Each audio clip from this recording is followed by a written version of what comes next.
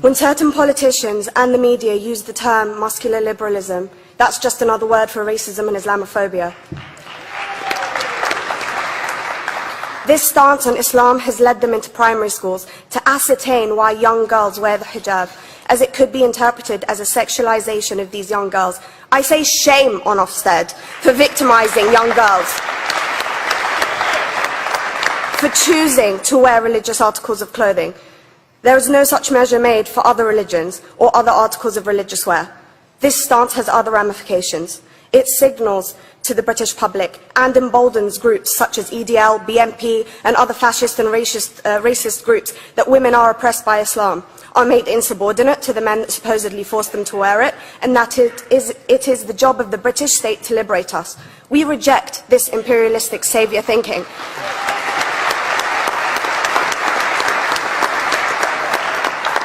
And I am here to state for all people who choose to practice their beliefs openly that we are not oppressed by our faith. Islam is not one homogeneous block. There are Muslim women who do not wear the hijab, and that is their interpretation of their faith. The Quran beautifully states, "La ikraha fid din," which translates to, "There is no compulsion in religion." My faith has given me the right to choose 1,400 years before the Universal Declaration of Human Rights told me I could. A fun fact for you, conference. My dad didn't want me to wear the hijab. I chose to. Those of faith, thank you. Those of faith should have the right to choose to wear their articles of faith. Sikhs wearing the turban, Jews wearing the kippah, or Christians wearing the crucifix. Practicing my right to freedom of expression through the hijab empowers me and other women like me to know that we are able to make decisions for ourselves.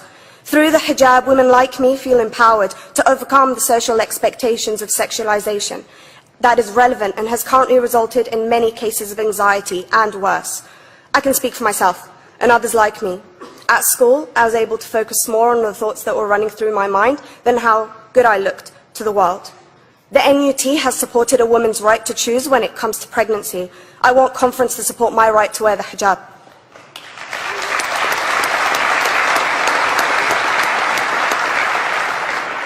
How I choose to practice my faith is clearly displayed for all to see. This makes me the target of hate crime. The level of racist attacks on Muslim women is disproportionate to any other oppressed group in British society because we are an easy target. This decision by Ofsted has ramifications beyond the school gates and must be seen in the context of increased attacks on the Muslim community and perpetuates the outdated notion that Muslim women are the victims. I was on a trip last year to Hampton Court with my Year 7s, where a man felt comfortable to call me a terrorist. As a Muslim woman, I'm not a victim, so I challenged him. He denied it. I'm sure you've heard of the Punish a Muslim Day. It's been spoken about a few times already this morning. And as a Muslim, I'm actually quite optimistic. They're trying to limit it to one day. That's 364 less than normal.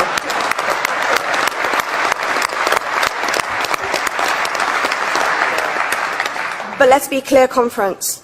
Islamophobia and other forms of racism affects non-Muslims too.